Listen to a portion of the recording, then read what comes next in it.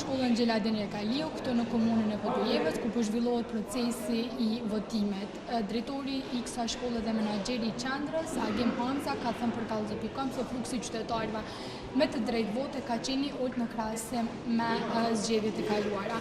Për ndryshe në këtë shkollë, ai ka thënë se procesi ka shkuar në rregull dhe pa incidente dhe pa ndërprerje të energjisë elektrike në krahasim me disa shtete dhe qendrat të votimit në Kosovë, të cilat e kanë pasur këtë problem. Në komunën e Podujevës janë rreth 84.000 qytetarë me të drejtë vote. Drejtori, a mundi na tregu çu ka shku procesi I votimit prej orës 7 mëngjes kur është hap qendra? Po, jemi këtu në shkollën Gjeladin Rekaliu, vend votimet janë hapur që nga ora 7 e mëngjesit, edhe gjithçka ka qenë e përgatitur, dhe gjithçka ka shku ashtu siç është para pa, sipas rregullave që I kemi.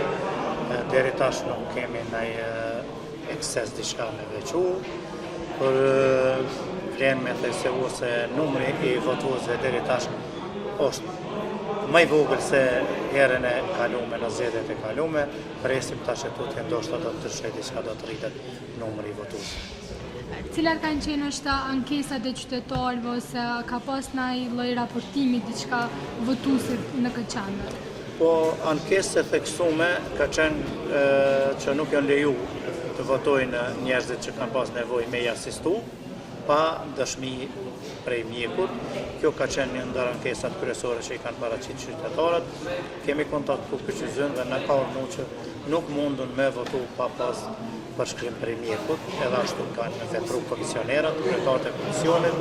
Tjetër diçka me veçu deri tash nuk ka pas, gjithçka është në rregull, gjithçka është shkuar mirë, marr edhe besoj që do të përmbyllet ashtu si na ka hije si tim me I zgjedhjet në Kosovë. Sta votuesi ka gjithsej kjo qendër? Ka rreth 6.000 votues. Po, dalja është e vogël. Për momentin është e vogël, nuk e plotson ato numrin e zgjedhjeve të kaluara për momentin. Faleminderit shumë. Edhe ju gjithashtu.